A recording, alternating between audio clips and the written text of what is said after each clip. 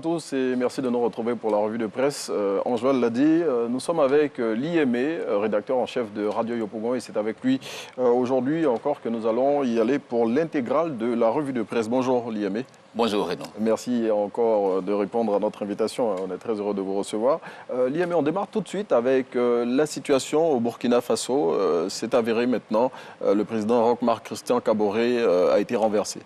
Oui, c'est une situation qui préoccupe l'ensemble de la sous-région. Vous savez, on a connu le printemps arabe et quand on se rend compte de ce qui se passe en ce moment dans la sous-région, la situation est intervenue en Guinée, au Mali.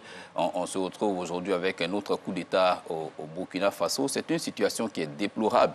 Les arguments avancés par les putschistes, on prend nos responsabilités face à l'incapacité du pouvoir en place de ramener la paix et lutter efficacement donc contre le terrorisme.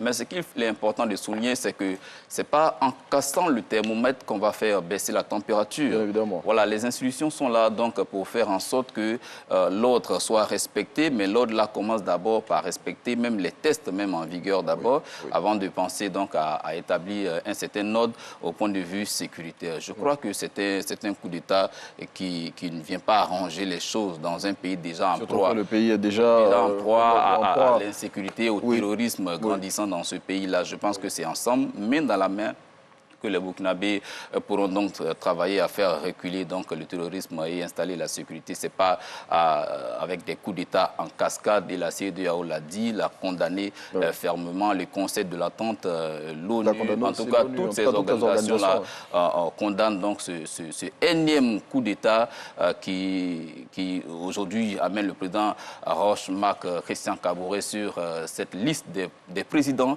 ouest-africains qui ont été renversés donc par les putschistes. Et le nouvel homme fort du Burkina, si on peut l'appeler ainsi, hein, c'est un lieutenant-colonel dénommé Damiba. Ses représentants, si on peut le dire ainsi aussi, ont lu le communiqué hier sur la chaîne nationale de télévision burkinabé.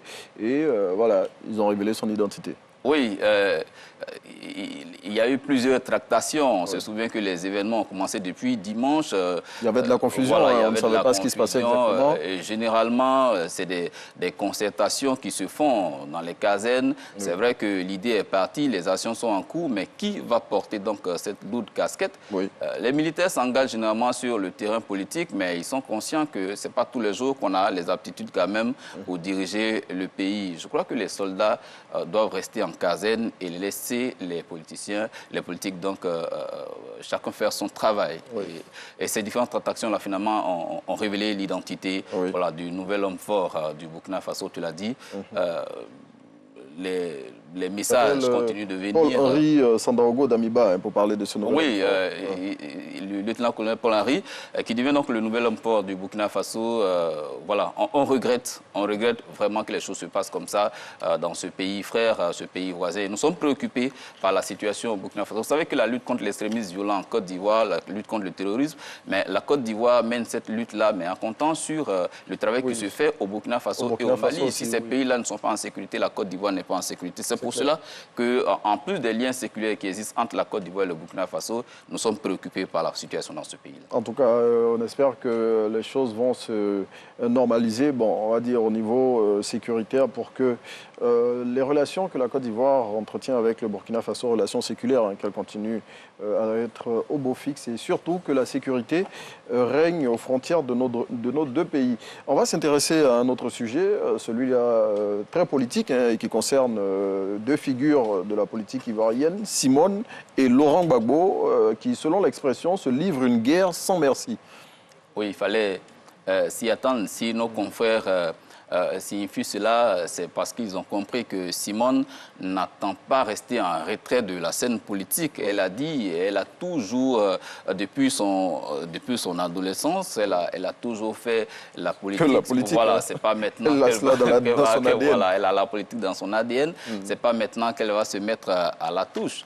Et si aujourd'hui, elle ne s'est pas sentie concernée donc par les débats qui ont porté sur les fonds baptismaux, le PPACI, et qu'elle observe de loin, comprenez, des organisations se sont levées, notamment le mouvement Génération Capable, pour porter la voix de l'ex-première dame de Côte d'Ivoire. Et elle entend avec ce mouvement-là. Voilà, elle entend donc de l'opposition. Mais écoutez, quand elle décide donc de revenir, si on peut s'exprimer ainsi sur la scène politique, les militants pensaient qu'elle ira les chercher où? Elle a milité des années durant au Front populaire ivoirien. Si aujourd'hui, les militants du Front populaire ivoirien se retrouvent au PPAC, je ne crois pas qu'ils soient partis là-bas, que tous les militants soient partis là-bas. Certains se reconnaissent en Simone et Yves Gbagbo, et ceux-là... Et la preuve, le week-end dernier, il y a tout un lot de militants, d'ex-militants, on pourra le dire ainsi maintenant, du Front populaire ivoirien, qui l'ont rejoint. Et elle a organisé une cérémonie au cours de laquelle ils ont adhéré effectivement au mouvement des générations capables. Et bon, tout ceci, bien évidemment, c'est une guerre de positionnement, hein, guerre entre griffes. Hein. Voilà, naturellement, en tout cas, des sections de base, certaines sections venues de l'intérieur du pays, venues donc témoigner leur attachement aux valeurs, aux idéaux donc promus par Simone et Yves Gbagbo. Je crois que la pluralité ne fait de mal à personne. Oui, bien évidemment. Voilà, il faut permettre à chacun de militer là où il veut, là où il se sent le mieux. Le plus important, c'est que toutes ces intelligences-là mises ensemble permettent de fédérer nos forces pour faire avancer le pays. En tout cas, on va suivre tout cela de très près aussi. Et puis, comme vous l'avez dit, l'essentiel, c'est que ça contribue à bâtir la nation avec la pluralité d'idées et surtout au niveau des aspirations politiques aussi, que tout se passe dans la paix. Eh bien, l'IME, on parle d'autre chose, on parle d'éducation cette fois-ci avec le Premier ministre Patrick Achi qui a lancé hier le projet de construction de 7 établissements d'enseignement technique en Côte d'Ivoire et le premier coup de pelle a été donné à Niamey. Oui, c'était à Ebimpe, le premier coup de pioche, tu l'as dit, mais c'est un projet qui va permettre donc la création de 7 établissements sanitaires, et cela grâce à la coopération sino-ivoirienne. Vous savez, la Chine... L'enseignement professionnel, vous voulez dire? Oui, justement. Vous savez que la Chine soutient le développement de l'éducation en Côte d'Ivoire, mais également le secteur de l'enseignement professionnel. L'exemple le plus palpable, c'est le lycée d'excellence Alassane Ouattara, bâti à Grand Bassam, qui est une fierté de la Côte d'Ivoire. Et en initiant et en accompagnant la Côte d'Ivoire sur cet autre projet, la Chine, en plus de construire les infrastructures, mais accompagne également le pays sur 4 années en ce qui concerne la formation donc, des jeunes qui seront dans ces différents établissements-là. C'est un soutien important pour l'État de Côte d'Ivoire qui fait donc de la formation des jeunes un secteur prioritaire. Le président l'a dit, il faut la transformation structurelle de l'économie ivoirienne, mais également une jeunesse formée à divers métiers qui sait donc se prendre en charge. Et c'est cela qui va permettre à notre pays d'aller de l'avant. C'est une bonne chose donc que ces projets-là soient lancés. 7 villes sont concernées. Le lancement a eu lieu à Ebimpe, mais également d'Abakala. Il y a également Dabakala et d'autres villes de l'intérieur du pays qui sont concernées par ce projet. En tout cas, c'est de bon augure pour l'enseignement professionnel en Côte d'Ivoire et on espère que la jeunesse va véritablement profiter de ces projets. L'IME, on va s'intéresser à un sujet rapidement qui inquiète les autorités policières ivoiriennes. C'est celui d'une nouvelle drogue qui circule à Abidjan et qui fait de nombreuses victimes au sein de la jeunesse. Oui, il y a quelques années, la sonnette d'alarme a été...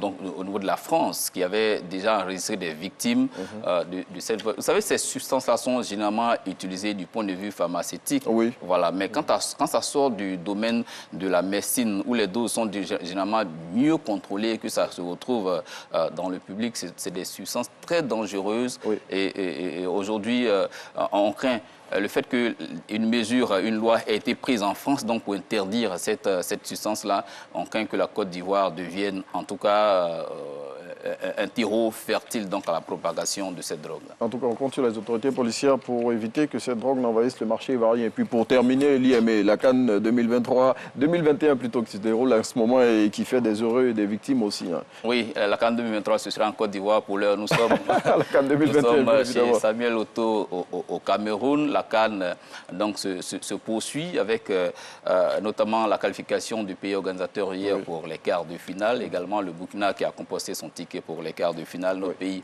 entre en lice à partir de demain, mais cette CAN-là, c'est vrai qu'on dit... Il y a beaucoup à dire là-dessus. Il y a beaucoup à dire là-dessus, des sanctions de la CAF à 2 vitesses. On veut que le ballon qui tourne soit l'occasion d'une grande fête, mais que ce genre de situation ne vienne pas entacher la fête du ballon rond. Hier, on a assisté à la victoire du Cameroun, mais je dois dire que le Cameroun a vaincu sans gloire. Mais en tout cas, c'est ce que dit aussi le nouveau réveil. C'est ici qu'on va s'arrêter, Liam. Mais on retient que la Côte d'Ivoire joue demain sur le coup de 16h face à l'Égypte. En tout cas, on va porter nos éléphants et les encourager pour la victoire.